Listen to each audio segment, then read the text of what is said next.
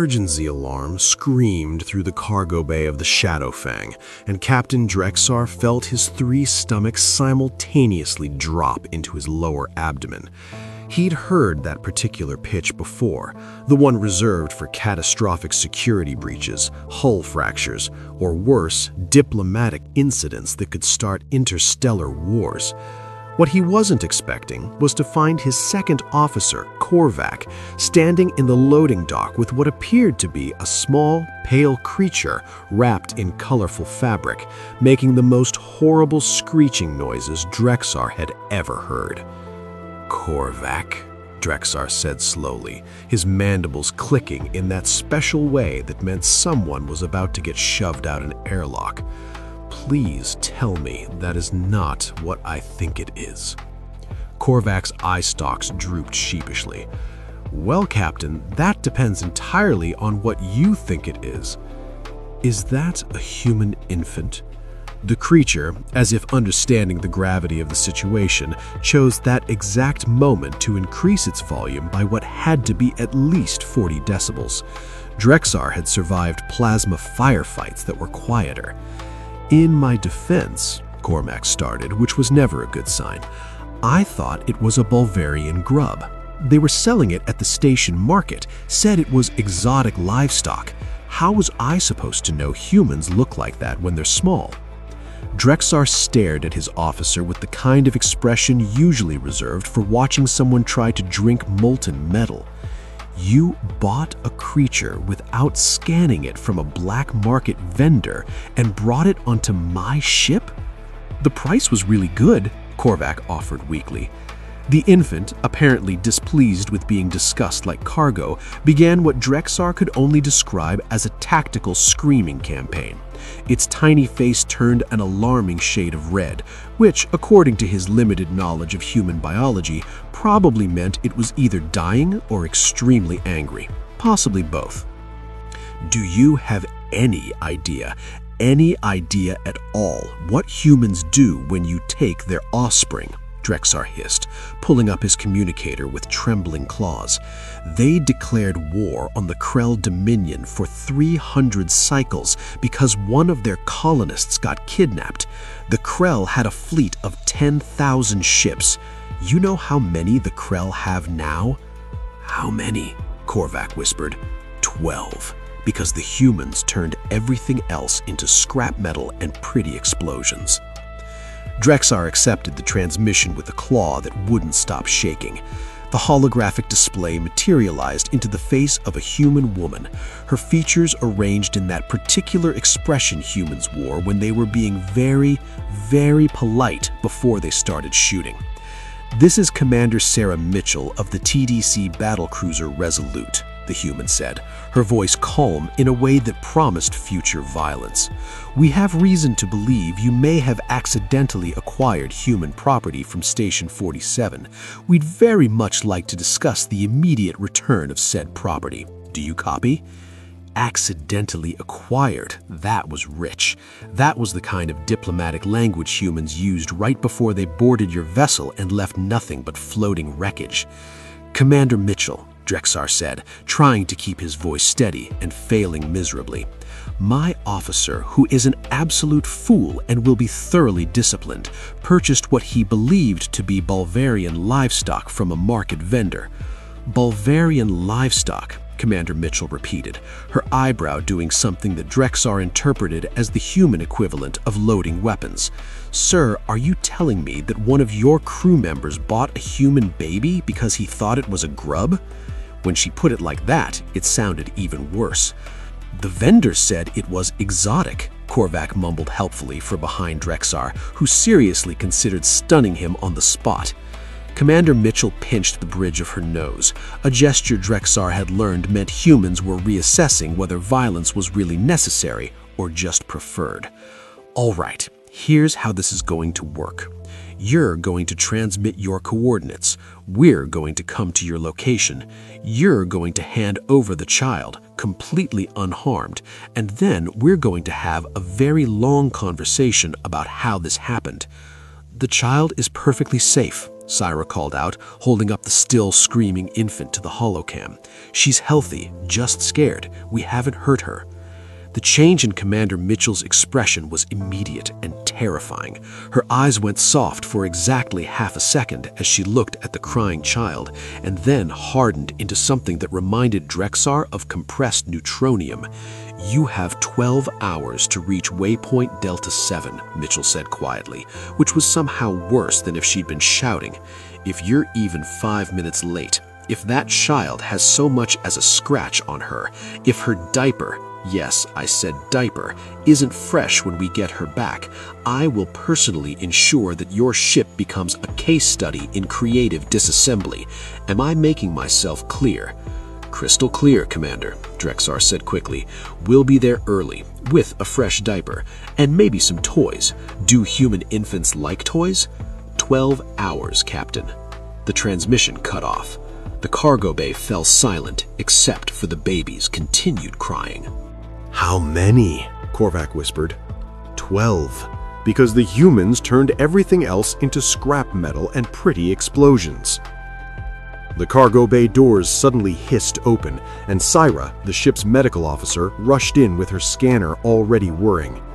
She took one look at the screaming bundle in Korvac's arms, and her face went through several colors that Draxar was pretty sure weren't biologically possible for her species. "Oh no. Oh no.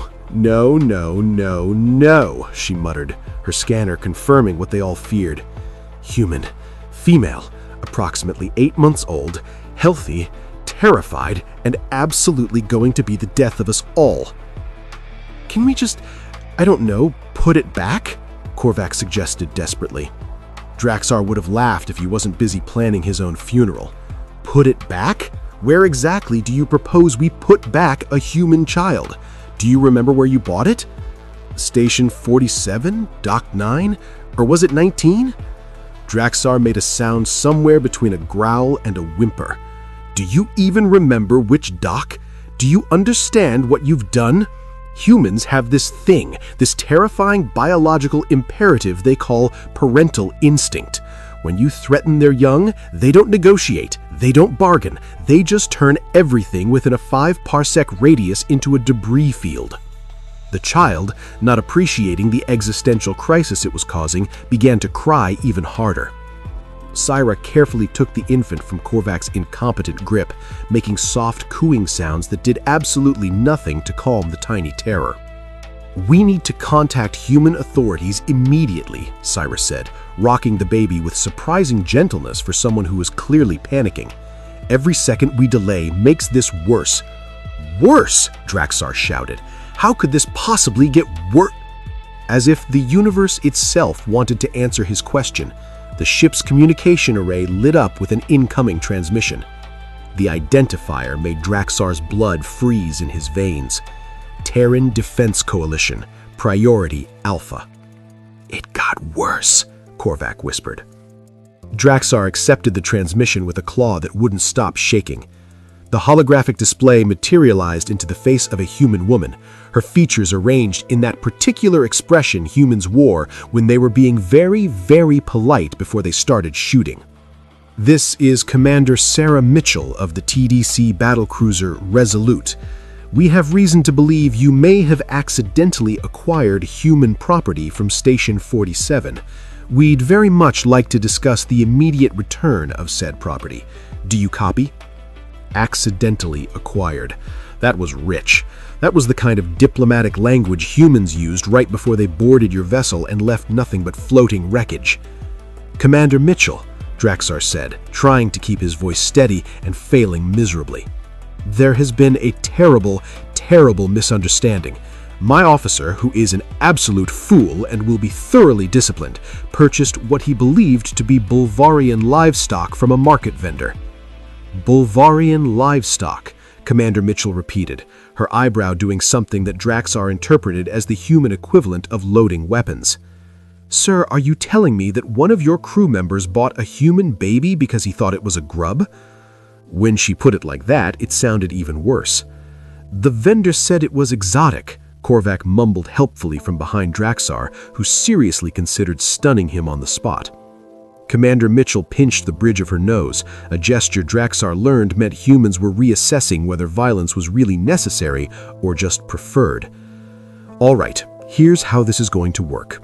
You're going to transmit your coordinates, we're going to come to your location, you're going to hand over the child, completely unharmed, and then we're going to have a very long conversation about how this happened. The child is perfectly safe, Syra called out, holding up the still screaming infant to the holocam. She's healthy, just scared. We haven't hurt her. The change in Commander Mitchell's expression was immediate and terrifying. Her eyes went soft for exactly half a second as she looked at the crying child, and then hardened into something that reminded Draxar of compressed neutronium. You have 12 hours to reach waypoint Delta 7, Mitchell said quietly, which was somehow worse than if she'd been shouting. 12 hours, Captain. The transmission cut off. The cargo bay fell silent except for the baby's continued crying. Draxar slowly turned to look at Korvac, who had the decency to look absolutely miserable. So, Thek the engineer said from the doorway where he'd apparently been watching the entire disaster unfold. So who wants to explain to the crew why we are now being hunted by the Terran Defense Coalition? Korvac bought a human baby, Draxar said flatly. Thek blinked, then blinked again, then started laughing, the kind of hysterical laughter that meant someone's brain had finally given up trying to process reality. We are all going to die because Korvac can't tell the difference between a grub and a human child. I panicked, Korvac protested. It was making noises. How was I supposed to know what species makes what noises? Syra was still holding the baby, who had finally started to calm down slightly, though her face was still red and blotchy. Someone needs to feed her, Syra said. Human infants require sustenance every few hours. Feed it what? Draxar demanded. We don't have human food. Human babies drink milk, Syra said, already pulling up information on her datapad. Specifically, formula if they're not nursing. We need to contact the station, find out if anyone stocks human infant supplies. Draxar couldn't believe this was his life now. Yesterday, his biggest concern was a faulty navigation array. Today, he was running emergency supply missions for a stolen human child, while a battlecruiser loaded with heavily armed, extremely motivated humans was bearing down on their position. Thek, set course to waypoint Delta 7, maximum safe speed, Draxar ordered. Syra, find us baby formula, diapers, whatever humans use for their young. Korvac, you're going to spend the next 12 hours learning everything there is to know about human childcare, because if anything happens to that infant, I'm feeding you to the humans piece by piece. Yes, Captain, Korvac said miserably. The baby chose that moment to grab Syra's finger with her tiny hand, and despite everything, despite the sheer terror of their situation, the medical officer smiled. She's actually kind of cute, Syra said softly. She's a ticking bomb wrapped in soft fabric, Draxar corrected. But yes, objectively, for a species that evolved on a death world, she's adorable, which makes it so much worse that we accidentally kidnapped her. Hour 3. Feeding tutorial. Hour 3 of the 12-hour deadline, and Draxar was seriously reconsidering every life choice that had led him to captaining a cargo freighter with the galaxy's dumbest crew. The good news, they'd managed to acquire human infant formula from a supply depot that serviced mixed-species stations. The bad news, nobody on the entire ship had any idea how to actually feed a human baby. You just put it in her mouth, right? Korvac asked, holding the bottle like it might explode. If you drown a human child because you're too stupid to follow basic feeding protocols, the humans won't need to kill us. We'll already be dead from the sheer cosmic irony. Syra had pulled up a tutorial video on human infant care, and the entire bridge crew was gathered around, watching it like it was a tactical briefing, which, given their situation, it essentially was. See, you have to hold her at an angle, Syra instructed, demonstrating with the baby who had been named the Tiny Terror by the crew. Support her head. Humans are born with underdeveloped neck muscles. It's an evolutionary quirk from their oversized brains. Their babies can't even hold up their own heads? Thek asked incredulously. How did these creatures conquer half the known galaxy? By being terrifyingly persistent and utterly unreasonable when threatened, Drexar muttered. Now shut up and let Syra work. The baby, apparently deciding that the formula was acceptable, began drinking with surprising enthusiasm. The entire bridge crew let out a collective sigh of relief. Status report, Drexar demanded, trying to regain some semblance of command authority. We're making good time to waypoint Delta 7, Thek reported from navigation. Current ETA is 10 hours, 40 minutes, well within the deadline. Sensors show no pursuit, Vex, the tactical officer, added, though I'd like to point out that human stealth technology is exceptionally advanced. They could be right behind us and we'd never know until they decided to make themselves known. That was a comforting thought. Not. Contact from the parents. We're receiving another transmission, Plex, the communications officer, announced nervously. It's from Station 47 Security. Oh, this just kept getting better. Drexar accepted the call, and the holographic projection showed a frustrated-looking Zenthari officer with the kind of expression that suggested he'd been having a very long, very bad day. Captain Drexar of the Shadowfang? The officer asked tiredly. That would be me. Let me guess, you're calling about the human infant? The Zenthari's antennae drooped. You have no idea how much paperwork this has generated. We've identified the vendor who sold you the child. Turns out he'd kidnapped her from a human merchant ship that docked here 2 days ago. The parents are currently tearing through my station, demanding answers and making threats that I'm pretty sure violate at least 6 interstellar treaties. Drexar felt his stomachs clench. The parents are alive? Very much so, and very, very angry. The mother apparently served in the human Marine Corps before becoming a traitor. The father is some kind of engineer who's making extremely detailed threats about what he's going to do with our station's life support systems if we don't find his daughter. Fantastic. Wonderful. Perfect. We're en route to meet with Commander Mitchell at Waypoint Delta 7 to return the child. Yes, we know. Commander Mitchell was very thorough in explaining the situation to us. I'm forwarding you the parents' contact information. I strongly suggest you speak to them before the handoff. It might prevent them from doing something, regrettable when you arrive. The transmission ended, and Drexar stared at the contact file like it was a live explosive, which, in a sense, it was. You're going to call them, right? Syra asked, gently burping the baby with practiced ease that she'd somehow developed in the last 3 hours. Let me see if I understand this correctly, Drexar said. I'm supposed to call the heavily armed, highly trained, extremely motivated human parents whose child was stolen and tell them that we're the idiots currently in possession of said child. Does that sound like a good idea to you? Better than surprising them, Syra suggested. She had a point. A terrible, anxiety-inducing, stomach-turning point. The parents' call. Drexar activated the communication channel with trembling claws. The connection took approximately 3 seconds, which suggested the humans had been waiting by their communicator with the intensity of predators watching prey. The holographic display materialized 2 human faces. The woman had short dark hair, intense green eyes, and the kind of controlled fury that promised violence if the wrong words were spoken. The man had slightly longer brown hair, worry lines around his eyes, and was gripping the edge of his console hard enough that Drexar could see his knuckles turning white. You have my daughter, the woman said without preamble. Not a question, a statement of fact. Yes, ma'am, Drexar said, deciding that military courtesy was probably his best survival strategy. I want to make it absolutely clear that this was a terrible accident. My officer purchased her from a black market vendor who claimed she was Bolvarian livestock. The man made a sound somewhere between a laugh and a sob. Someone sold our baby as livestock? Your officer is either blind or catastrophically stupid, the woman added, her voice sharp enough to cut hull plating. Both, probably, Drexar admitted. He's being disciplined extensively, possibly permanently. Is she okay? The father asked desperately, leaning forward. Is Lily hurt? Is she eating? Is she scared?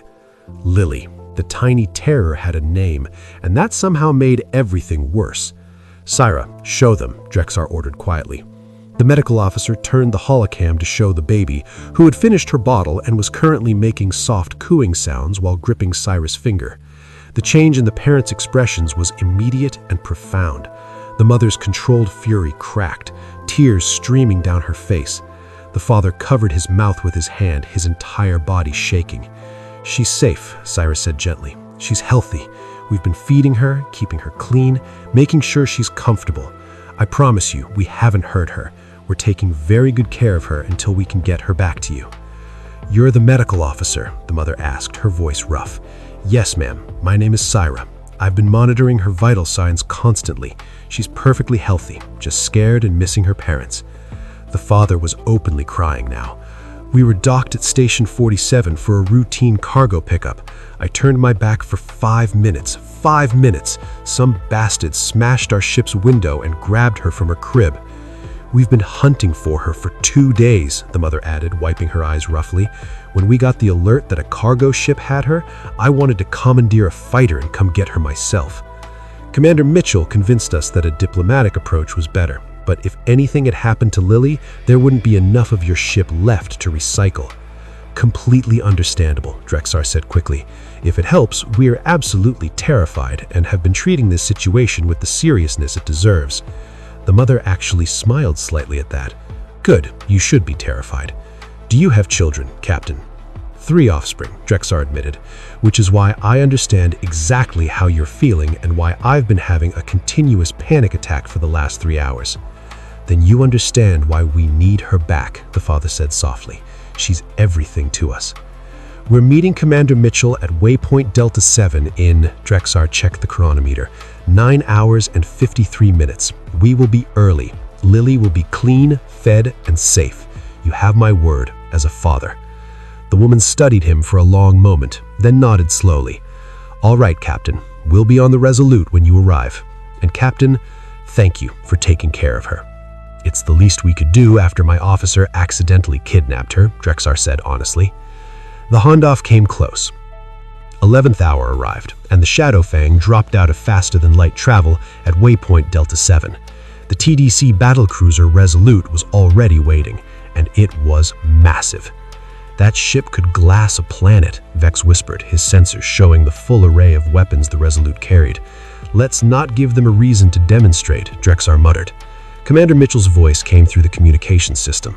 "Captain Drexar, you're early. We appreciate punctuality. Prepare for transport. We're sending a shuttle to retrieve Lily and escort your ship to the designated handoff coordinates." "Understood, Commander. We'll have her ready." The shuttle docked with practiced military precision, and Commander Mitchell herself came aboard with a full security detail. She was tall, professional, and radiated the kind of controlled danger that came from decades of military service. But when she saw Lily in Syra's arms, her expression softened completely. "Hello, sweetheart," Mitchell said gently, and Lily actually reached out toward her with a happy gurgle. "Let's get you back to your mommy and daddy." "She's been fed within the last hour," Syra reported, carefully transferring Lily to Mitchell. "Clean diaper, no signs of distress or injury. Her vital signs are all normal." "You took good care of her," Mitchell observed, examining Lily with an expert eye. "We're not monsters," Drexar said quietly, "just idiots who made a terrible mistake." Mitchell actually smiled at that. "Good, you should be terrified. The parents are waiting in our medical bay. They've been cleared by our doctors, but they're not doing well emotionally. They need to see her." "We understand," Drexar said. "Commander, what happens now to us, I mean?" Mitchell considered for a moment. "You'll give a full statement about how you acquired Lily and where. We'll use that information to prosecute the actual kidnapper. As for your crew, we'll file a report with the Coalition, but honestly, you responded appropriately, returned her quickly and unharmed, and cooperated fully. I'll note that in my report." "Thank you, Commander." "Don't thank me yet. You're still getting fined for failure to properly scan acquired cargo, and your officer who bought a human baby thinking it was a grub, he's getting mandatory species identification training." "Fair enough," Drexar agreed. "More than fair, actually." Mitchell carried Lily toward the shuttle, then paused at the airlock. "Captain, for what it's worth, you did the right thing. Not every species would have taken such good care of a child that wasn't theirs." As the shuttle departed, Drexar felt a weight lift from his shoulders that he hadn't fully realized was there. "Sir, we're receiving a message from the parents. It's just audio." "Play it." A woman's voice, thick with tears but filled with joy. "Thank you. Thank you for bringing our baby home." Drexar smiled despite everything. "You're welcome. Now everyone, let's get out of here before I have a complete nervous breakdown." "Setting course for home," Thek confirmed. "And sir, maybe we implement a new rule about scanning cargo before we buy it?" "Already done," Drexar said. "New regulation. Korvac is never allowed to shop unsupervised. Ever again." From somewhere in engineering, Korvac's voice echoed through the ship's intercom. "That's fair." And as the Shadow Fang jumped back into faster-than-light travel, Drexar couldn't help but think that yes, humans were terrifying when you threatened their young, but they were also surprisingly forgiving parents when you gave their children back.